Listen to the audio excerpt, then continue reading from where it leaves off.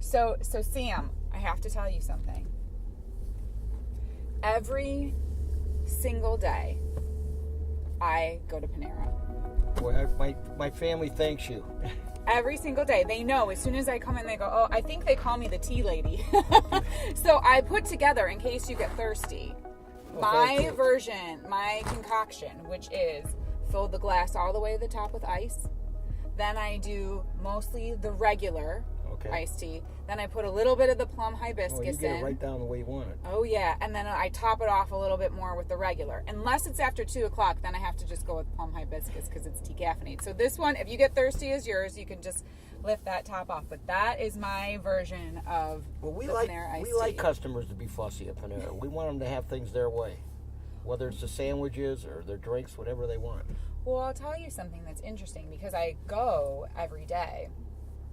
And I know there were recently some changes that were meant to be positive changes, right? To get rid of all the artificial coloring. Everything's clean, exactly. Yes. And so at first I thought, oh my gosh, am I going to miss a certain type of iced tea I drank? And I didn't, because I love that that's something that you're doing as a company. I mean, that's really responding to the customer too, right? And what the consumer wants today. And you never want to substitute taste for to make a product without preservatives in it. We want to make sure we're doing both. That we still have the flavor that the customer wants, and to keep it clean. You spent most of your life in the food industry in some way, shape, or form, right? Okay, so you grow up in Warren, and I read somewhere your first job was at a McDonald's?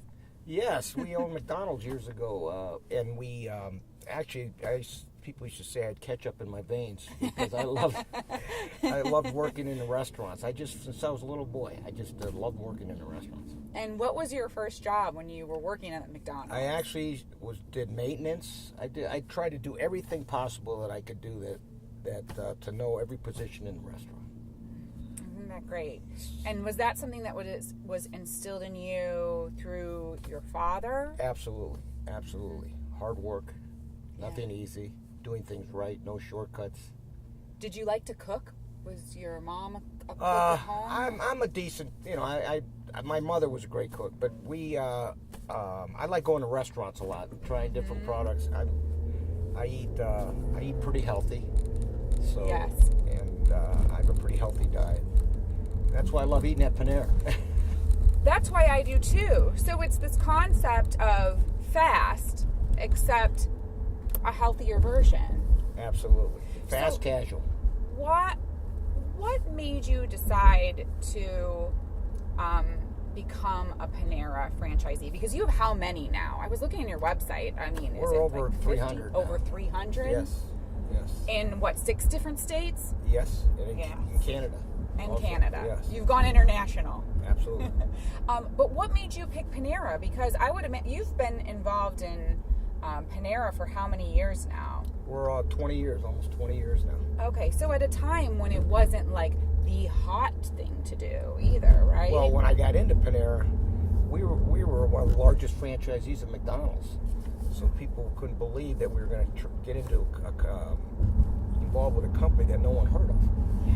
But we fell in love with the food when we tried them. I read about them in a magazine, and then we went to visit. Fell in love with their food, and they had small little cafes at the time, small little neighborhood bakery cafes. We thought we could take the concept to another level, and we did. And we broke volume records in the company, and just kept. We won all the awards for operations. So I'm proud of our people for growing the way we did. It's interesting, though, because 20 years ago when you got involved, it's not that there weren't people who wanted to eat healthy then, but I don't know if they were as conscious about it 20 years ago as maybe today, where we're really talking about ingredients that go into food and preservatives that we're trying to stay away from. You must have had the foresight then to know. Times were changing. There was consumers were looking for a fast casual, not just fast food. And fast food's still popular. I mean, don't get me wrong. But you could see consumers' tastes were starting to change. They wanted something better. And that's where Panera filled that niche. Yes. And so You, at the time, how many McDonald's franchises we had did you almost have? 50 at the time. Almost 50. Which, in McDonald's terms, that was a lot of stores. Yeah. So, and they were successful for you. Absolutely. Everybody thought I was really crazy. You're going to leave McDonald's and get into Panera. Who is Panera? But we believed in what we could do. It was just, you know the food business, and you believe in your abilities to build if you have the right, you can't, first of all, you have to have the right food to start with. We believed in the products. They didn't want to take shortcuts on anything. We loved that. And and people were really commenting in our restaurants about when I first opened my first restaurant, I was a nervous wreck. Yeah. And I wanted to hear customers' comments, and they were all terrific, thank goodness. And that was where we started. Let's go back to, though, when you said everybody thought we were crazy to leave successful franchises and go with something that was unknown and not really quite tested yet. What is it in you that made you go, I have to cut out that noise and stick with what I believe in and what I see here? Because I would imagine you feel a little scared when you're doing that too, right? Oh, absolutely. I mean, there's risk in everything. I don't think you can be successful if you've never taken a risk. But if you have to believe and know what you're doing. I mean, you hope you have a little luck with it, but you still have to do your homework and understand what you're getting into and believe in your abilities to make it happen. What do you think the biggest risk in business is that you ever took? I look at, be honest with you, every time I open a new restaurant, no matter how many I have, I feel like it's my only restaurant that I own. And I feel just as nervous when I opened the last one as I did when I opened the first one. It's just always been that way. I noticed when I picked you up today at one of your Panera locations, you're chatting with everybody, chatting with the employees, chatting with the customers. Has that always been something that you thought was important, or who did you learn that from, or is it just sort of self-taught? I really believe we're in the people business, not just a restaurant business. And good people are what make our business. You need the best people to serve the great food and to keep the restaurant clean and to be friendly to the customer. It's all about people. So I'd rather not be in the office if I don't have to be, and I'd rather be in the stores where I can talk to all the associates. I love that, actually. That's what I enjoy the most. Yeah, the paperwork, you could do it. You wish you didn't have to. Do like it, you have to, right? I try to get as many people doing that as possible. That's smart. But, okay, so in the food industry, though, let's be honest. When you're listening to what people are saying, it's not positive 100% of the time. Right? Sometimes you're going to hear something from some people. You want people to be honest with you. I want to know. I talk to customers in the stores. I want to hear if they do have something they'd like changed, if there's something they love that we were taking out and I want to put it back in. Mm-hmm. I want to hear customers are our boss. I mean, simple as that. So there's two people that I have to make happy. My customers and my associates. They're the most important thing to me, obviously. They make our business. So if a customer says to you, and you hear it repeatedly, there's a certain item that's not on the menu and I want to see it again, do you have the ability to do that as a franchisee? We work with the company. We test things. We're their largest franchisee, so we can do a lot of things with the company. Yeah. Sometimes we disagree on certain things, but we still work together in harmony, and we get along really well. We have a great relationship. But I like to make decisions when I'm in the restaurants in a lot of cases because I get to really experience what the customer's going through. I don't want to make decisions where I'm behind a desk and they seem like great decisions until you put them in the store and then they're not realistic. What are some of the things or changes that you see coming on down the line with your business and your industry that people are either asking for or that you think there's a need for? Well, you have to change on a daily basis to be successful in the restaurant business. And we're always trying new products. We'll still we're not going to change some of the great products that we have, but we'll always try to enhance whatever program that we do have. It may be a breakfast sandwich you might even enjoy more. It may be sandwiches that are toasted, like your turkey sandwich would be toasted, or things like that, or new items that we'll be putting on our sandwiches. So you have to be flexible in the restaurant business, and we're going to change with consumers change. Trends with consumers change rapidly, and you have to change with it, and that's what a lot of restaurants truthfully don't understand. Well, what I've noticed too is that there are kiosks that are starting to be put into some locations too. Absolutely. Just for like quicker service.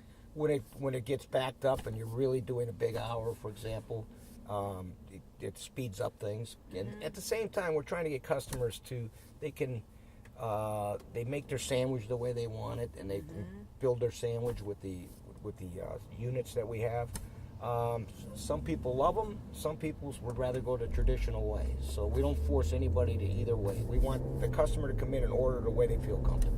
Now, in the day and age of technology, and we'll use the kiosk for example, there are some that worry then, is that going to take away jobs from people? But I know... It actually hasn't. It hasn't. Not at all. If anything, our lines... because of building the sandwich the way we're doing it now and some of the things we're doing, and customers ordering everything the way they want it, we put more people actually on our lines that are making the sandwiches than we had before. Well, and I think for someone like me who's a regular, I love seeing the faces and, getting to know all the people and calling them by name and asking about, you've got some young people who are in school and they'll talk a little bit about that. Like just really getting to know the employees, because I think there's something about being able to walk into a restaurant, even if it's something quick, and they know who you are when you're a regular, right? Absolutely. It's like the cheers of like Norm, right? When they know you by name, it means something. I love it when the associates know the customers' names when they come in. Yeah. The usual, they give them the coffee. They know what size coffee, and they know what they like, and it's just regulars are what we're all about. We love it. What's the Covelli Enterprises standard? Like, are there certain rules that you live by and that you demand of your employees to live by? Well, anybody that knows me, that's one of our associates, knows I'm crazy about cleanliness. Okay. Number one, you have to have great food, but you cannot be too clean in the restaurant business, in my opinion. Amen. In fact, just before you arrived at our store, we were down. I saw some things on the baseboards that I was mad about, so I wanted to make sure they cleaned them. Yes. So that's just the way I am. And the restrooms I want clean. And anything I ask anyone to do, I'll do it. I'll do it right next to them. Well, I'll scrub it with them right next to them. I'm so glad to hear you say that, especially about restrooms. Restrooms say a lot about a restaurant. If you go into a dirty bathroom, you think to yourself, as a customer, what the heck does the kitchen look like? Right? Right? Yes. I wish I could take every one of our customers, and I would be glad to show them our kitchens. That's how proud I am of our cleanliness. And I always said, in order for the customers to experience a clean restaurant, it has to start from the back room and work its way up. Yes. So. Now, your company is very involved in community and charity. How do you decide what charities you want to support? Because I would imagine, too, as a local company, you're approached often, whether it be by a big organization or the small ones, too. Absolutely. And they're all just as important. Obviously, you prioritize, but we want the store in each community that we're in, restaurants, to kind of be the heartbeat of that community. We want everything to go through the Panera, whether it's the Panera-thon races or Cure for Cancer. I mean, I can go on and on to the different, whether it's for this particular hospital, children's charities. That's all part of what we're all about. And we want to continue to do that. I think a successful business has an obligation to give back to their community. I really do. It's not, and you don't give back to your community and think you're going to get a return. That's not what it's all about. You believe in the community you're in, you appreciate the customers being loyal to your restaurant, and you want to give back to the community, and it's good. It helps a lot of people. We give millions back to the community and want to continue to do that. That's just our philosophy, and it'll never change. It is good. What do you think? It's good, right? It's refreshing. One a day. We're going to have to have a new drink in our stores. I have to name it after you. Okay, right. The AV iced tea. Well, that is good. Mm-hmm. It really is.